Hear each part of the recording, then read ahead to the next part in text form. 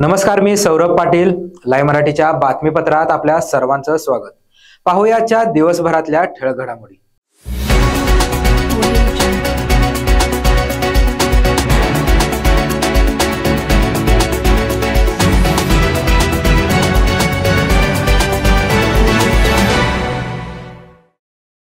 आसुर्ले पोर्ले येथील दालमिया कारखान्याचा HR manager गुडाळे याची हकलपट्टी करा अशी मागणी समस्त गावकऱ्यांनी कारखाना प्रशासनाकडे केली.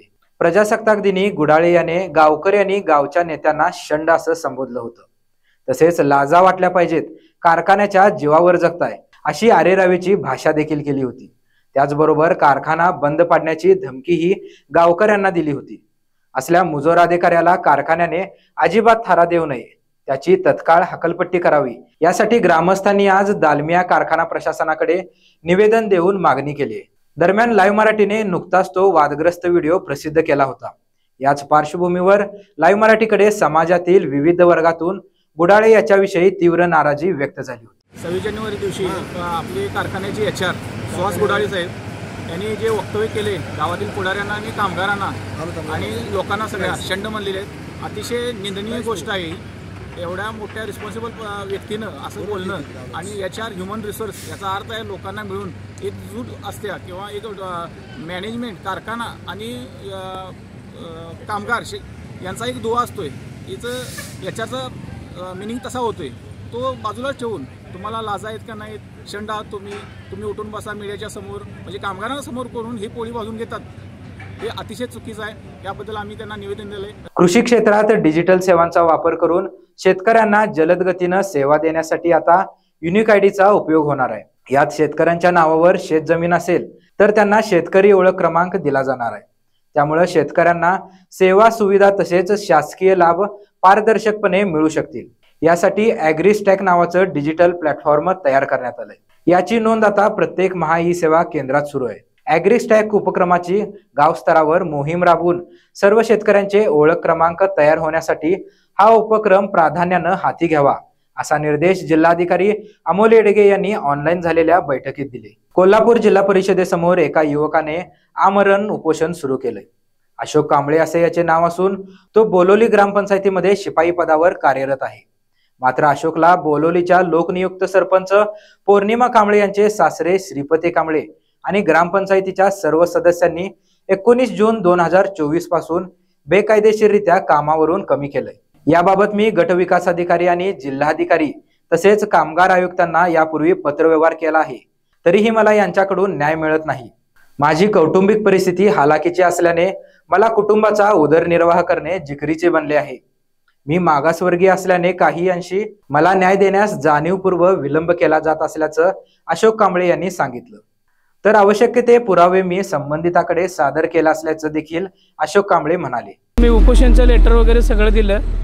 दिल्यानंतर मग मी उपोषणच्या ह्याच्यावर बसलो.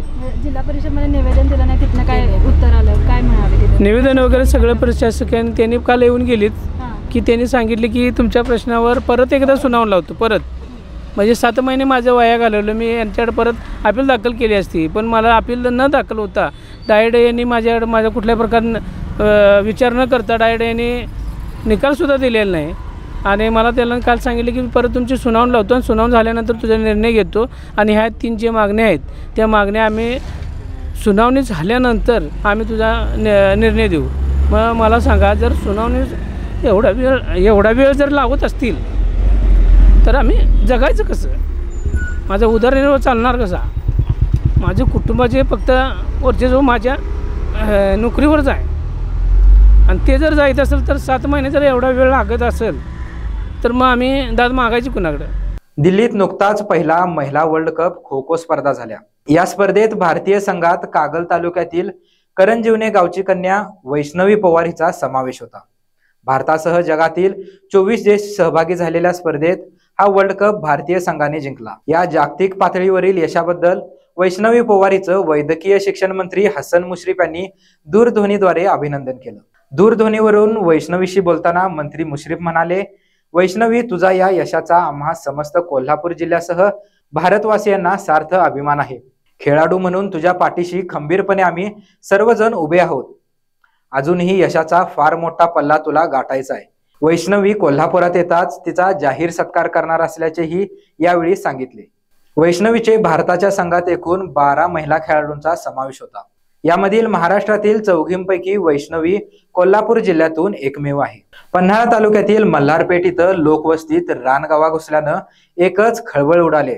त्यामुळे धामणी खोऱ्यातील मल्हारपेठ, सावर्डे, मोरवाडी, नवलेवाडी आणि वाघुर्डे परिसरातील नागरिकांमध्ये भीतीचं वातावरण पसरलंय. हा गवा सकाळी 7च्या सुमारास नानाचा टेक डोंगर परिसरातून कळे मल्हारपेठ मुख्य रस्त्यावर मल्हारपेठ चौकात आला.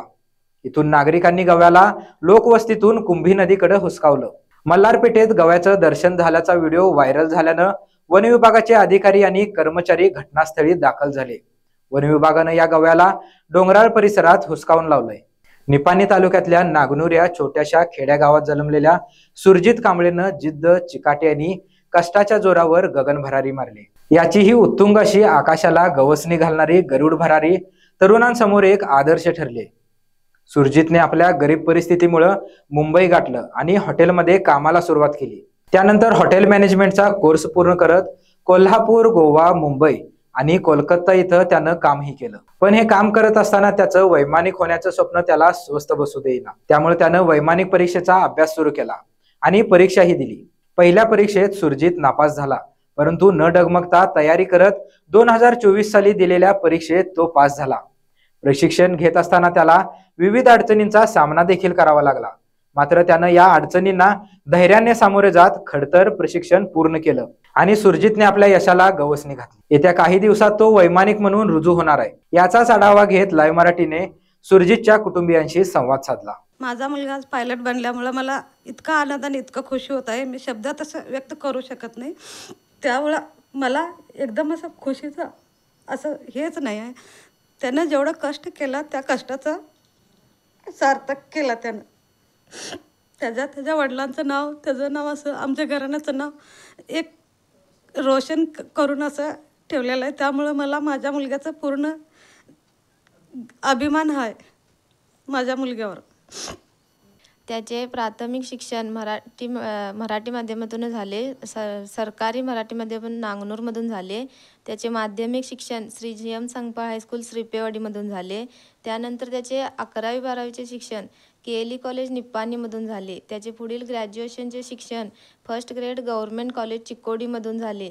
त्यानंतर तो स्पर्धा परीक्षेची तयारी करत करतच हॉटेल मॅनेजमेंटचे काम करू लागला. प्रयागराजमध्ये सुरू असलेल्या कुंभमेळ्यात संगम किनाऱ्यावर मौनी अमावस्येमुळे करोडो भाविकांची गर्दी जमली होती. याच दरम्यान आज मध्यरात्री 1 वाजता संगम किनाऱ्यावर अमृत स्नानापूर्वी मोठ्या प्रमाणात चेंगराचेंगरी झाली. मिळालेल्या माहितीनुसार या घटनेत आतापर्यंत 10 जणांचा मृत्यू झालाय, तर जवळपास 50 ते 80 भाविक जखमी असल्याची माहिती मिळत आहे. सदर घटनेनंतर पंतप्रधान नरेंद्र मोदी यांनी उत्तर प्रदेशचे मुख्यमंत्री योगी आदित्यनाथ यांना फोन करून परिस्थितीचा आढावा घेतला आणि तातडीने मदत उपाययोजना करण्याचे निर्देशही दिले. महाकुंभ मेळाव्यात झालेल्या चेंगराचेंगरीत 10 जणांचा मृत्यू झाला असून त्यात काही लोक जखमी झालेत. या घटनेवर खासदार संजय राऊत यांनी संतापजनक प्रतिक्रिया दिली. कोट्यावधी लोकांची आम्ही कशी व्यवस्था केली आहे, अशा प्रकारचं मार्केटिंग भाजप आणि उत्तर प्रदेश सरकारनं केलं होतं. पण कुंभ हा मार्केटिंगचा विषय नाही, असे म्हणत राऊत यांनी सरकारला चांगलंच धारेवर धरले.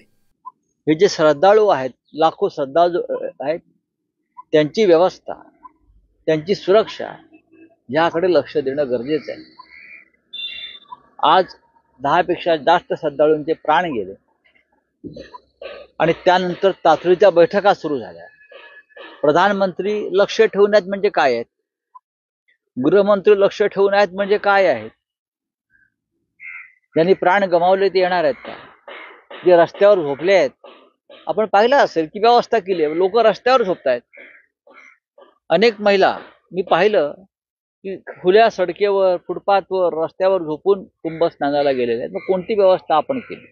संतोष देशमुख यांच्या निर्घुण हत्या प्रकरणाला तब्बल 50 दिवस उलटून सुद्धा फरार आरोपी सापडत नाही. एवढं तंत्रज्ञान उपलब्ध असताना आरोपी सापडत नाही, काय चेष्टा लावली आहे का, अशा शब्दात खासदार सुप्रिया सुळे यांनी हल्लाबोल केला. केवळ IQ माहितीच्या आधारे अनेक जण जेलमध्ये गेले होते, तर धनंजय मुंडे यांच्या विरोधात अजून कोणते पुरावे हवे आहेत मी त्या ठिकाणी असते तर राजीनामा दिला असता, असं वक्तव्य सुप्रिया सुळे यांनी पत्रकार परिषदेत केलं.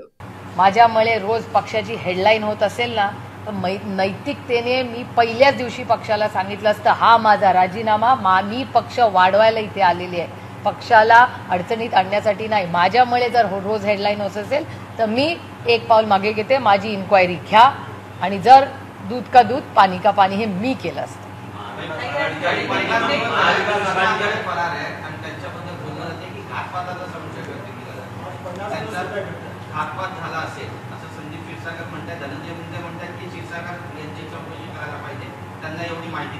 हो, जरूर करावी, आम्हाला काय अडचण नाही. आम्ही तर कुठल्याही इन्क्वायरीला तयार आहोत. फकीर आहे आम लोक, आम्हाला काय प्रॉब्लेम नाही, आणि आम्ही चुकीचं काम करत नाही. रामकृष्ण हरी, जरूर आमची इन्क्वायरी करावी. पण 50 दिवस ह्या काळामध्ये जिथे कॅमेराज आहेत, तंत्रज्ञान आहे, एवढी टेक्नॉलॉजी या जगामध्ये आहे, 50 दिवस झाले एक खुनी मिळत नाही तुम्हाला. आहे कुठे तो? मग फरार असेल तर कुठे झाला? काय AI मध्ये गेला? काय चेष्टा करून राहिली आहे देशमुख कुटुंबाची आणि या राज्याची? 50 दिवस झाले एक फरार माणूस या सरकारला मिळत नाही. काय करते यंत्रणा? मग हा प्रश्न आहेच ना, आणि गंभीर प्रश्न आहे. गणेश भक्तांचे आराध्य दैवत असलेल्या सिद्धिविनायक मंदिरासंबंधित एक मोठी बातमी समोर येते. मुंबईतील सुप्रसिद्ध सिद्धिविनायक मंदिरात ड्रेस कोड लागू करण्यात आलाय. ड्रेस कोड संबंधितातलं सिद्धिविनायक मंदिर व्यवस्थेकडून अधिकृत पत्रही जाहीर करण्यात आलंय. सिद्धिविनायक मंदिरात येणाऱ्या भाविकांनी आता भारतीय पारंपरिक वेशभूषा किंवा अंगभर कपडे घातले पाहिजेत, तरच त्यांना मंदिरात दर्शनासाठी प्रवेश देणार असल्याचं पत्र मंदिर न्यासाकडून प्रसिद्ध करण्यात आलंय. सिद्धिविनायक मंदिरातील प्रवेशासाठीचा हा ड्रेस कोड पुढच्या आठवड्यापासून लागू करण्यात येणार असल्याची माहिती ट्रस्टच्या वतीनं देण्यात आली. तर या होत्या आजच्या ठळक घडामोडी. अशाच नवनवीन घडामोडी पाहण्यासाठी पाहत रहा लाईव्ह मराठी.